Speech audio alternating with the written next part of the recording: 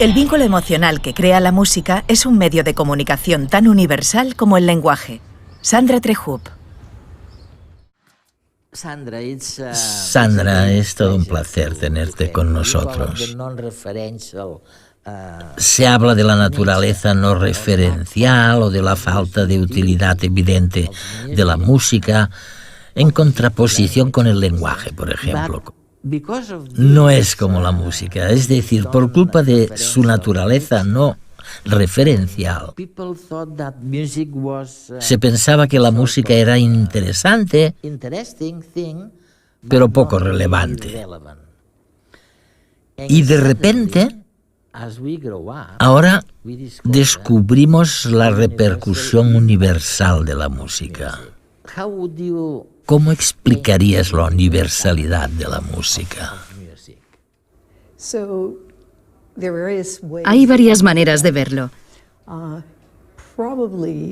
Probablemente la función más universal, por lo menos en la actualidad, tiene que ver con regular las emociones. Cuando escuchamos música a solas, elegimos un tipo de música u otro en función de nuestro estado de ánimo. A veces optamos por algo relajante, a veces por algo que nos llene de energía. La escritura fue un invento tardío si consideramos la historia humana en su conjunto, pero la tecnología para grabar música se inventó todavía más tarde. Durante la mayor parte de la historia de la humanidad, la música no solamente se escuchaba, sino que se veía y se experimentaba. Implicaba movimiento, era dinámica. No era idéntica cada vez que se escuchaba. Variaba constantemente y en muchas comunidades pequeñas del mundo, incluso en la actualidad, desempeña un papel muy importante en la vida cotidiana. Cuando las personas se juntan, crean música, cantan, bailan. Sucede en cualquier ocasión de celebración. El nacimiento de un bebé, por supuesto, pero también una boda o un fallecimiento. Cuando la gente se junta, crea música. Me imagino que la primerísima cosa que debiéramos saber de la música es innato y lo tenemos dentro o es cultural. Y lo hemos creado, mantenido y mejorado. Pues ambas cosas. Ambas cosas. Ambas, sí. La parte innata tiene que ver con nuestra competencia a la hora de percibir patrones auditivos. Incluso cuando todavía no oímos muy bien, al nacer, sabemos captar patrones auditivos, melodías y ritmos. Por lo general, tenemos una habilidad pasmosa para ello. Por otro lado, tenemos una motivación enorme para escuchar. Nada más nacer ya tenemos unas dotes auditivas excelentes y una gran motivación para escuchar. Pero luego, con el tiempo, la cultura lo va ampliando en función de lo adquirido y compartido. Se crean varios tipos de música que se transmiten de generación en generación. Y las diferentes culturas crean a veces tipos de música muy distintos. Twinkle, little, how I wonder what you up above the world so like a diamond in the... A los niños les interesa más y recuerdan mejor las canciones que se cantan. Esto no es casualidad. La música es una forma de comunicación fundamental desde la más tierna infancia. Es más, los niños son unos excelentes críticos musicales. Ya desde los primeros días de vida, son capaces de identificar cambios en la estructura, melodía y ritmo de las canciones que escuchan. A los 6 meses de edad, son incluso mejores que los adultos a la hora de reconocer músicas de distintas procedencias. Esto se debe a que no están condicionados, como nosotros, por la cultura imperante, que nos acostumbra a solo un tipo determinado de música. Enseñar a cantar a un niño es un fenómeno universal. Se da de forma espontánea en cualquier lugar. Mientras que la manera en que las madres hablan a sus bebés es muy distinta según la cultura, Las nanas son siempre igual.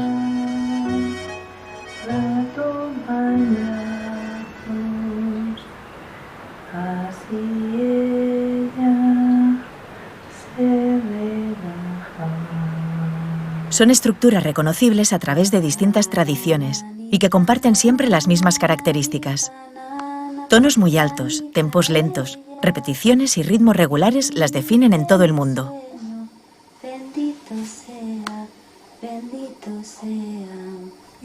Las nanas son verdaderos canales de transmisión de información emocional entre la madre y el bebé, que permiten establecer fuertes vínculos de amor y protección.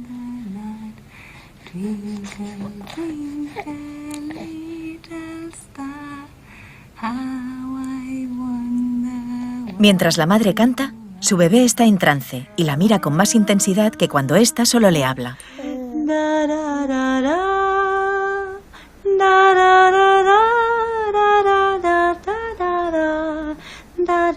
De hecho, esa frase que dice que la música amansa a las fieras podría ser cierta.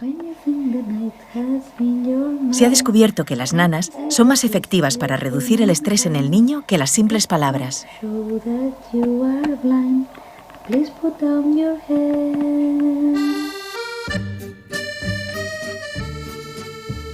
A partir del año de edad, el niño empieza a contribuir en las actuaciones de su madre.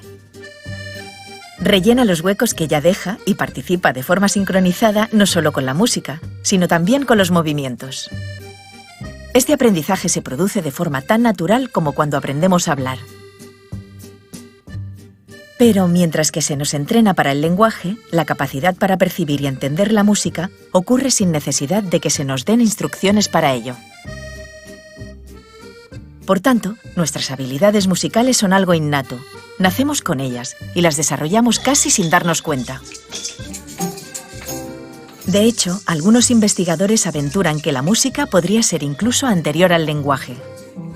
Es decir, nuestra capacidad para hablar sería resultado de una habilidad previa, la de percibir, entender y producir sonidos musicales. Al fin y al cabo, el habla no es sino una forma de música.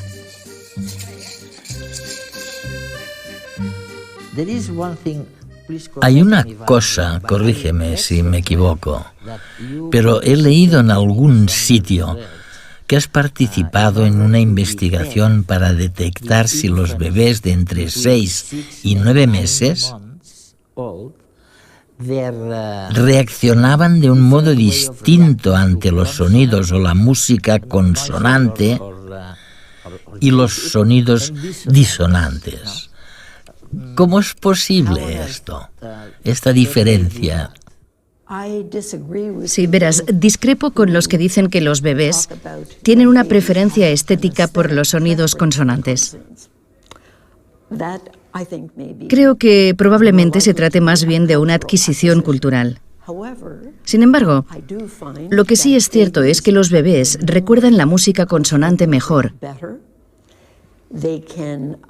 Si les ofreces un patrón consonante y luego introduces una pequeña variación, notarán ese cambio muy bien, mejor que si les dieras un patrón disonante.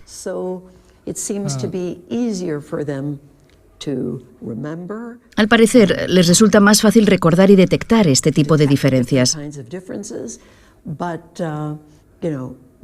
Pero cuando se dice que es una preferencia natural innata, yo no estoy de acuerdo. ¿No estás de acuerdo? No, en los estudios, no sé si los bebés escuchan música disonante. Según mi experiencia, no les molesta. No les disgusta la música, ni tampoco la evitarán o la escucharán durante menos tiempo. Lo único que sucede es que no la recuerdan tan bien. Has pasado muchísimos años ensayando, investigando la actitud de las madres y de los bebés hacia la música. Déjame que te plantee algunas preguntas relacionadas con este tema. Siempre me he preguntado por qué será que cuando una madre habla con su bebé, usa cierta musicalidad, recurre a un tono especial, un tono que solo utiliza para hablar con su hijo o con su hija, un tono que es distinto del que usa para hablar o hacer música con ella misma o con los demás. ¿Y por qué esta distinción entre tonos? Bueno, ante todo, déjame decir que no solo se trata del tono. También están las transiciones de tono, es decir, las melodías. La madre usa melodías, habla de un modo exagerado. Ahora bien, hay que entender que se dirige a un bebé que no comprende nada de lo que dice. Así que no tiene nada que ver con lo que dice, sino cómo lo dice. Lo que hace es intuitivo, puesto que intenta conectar con el bebé. Intenta compartir sentimientos. No lo hace intencionadamente. Las madres, especialmente las madres occidentales o las madres de las zonas urbanas, siempre están planteándoles preguntas a los bebés. Por supuesto, los bebés jamás responderán, pero les preguntan: ¿quieres que vayamos a dar una vuelta? ¿Quieres jugar? ¿Quieres comer ahora? ¿Qué te pasa? ¿Estás cansado? Las frases interrogativas les permiten subir el tono, entre otras muchas cosas. Cuando lo hacen y ven que funciona, que el bebé parece prestarles atención y las mira con los ojos como platos, siguen haciéndolo. Hablan lentamente, lo exageran todo, no pronuncian bien las cosas, pero todo tiene que ver con las melodías y con la conexión que se establece con el bebé. A los bebés les encanta. Es increíble esta historia. Oye, una cosa. Hablando de cómo escuchan los bebés,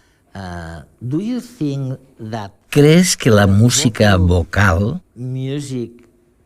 el predominio de la música vocal,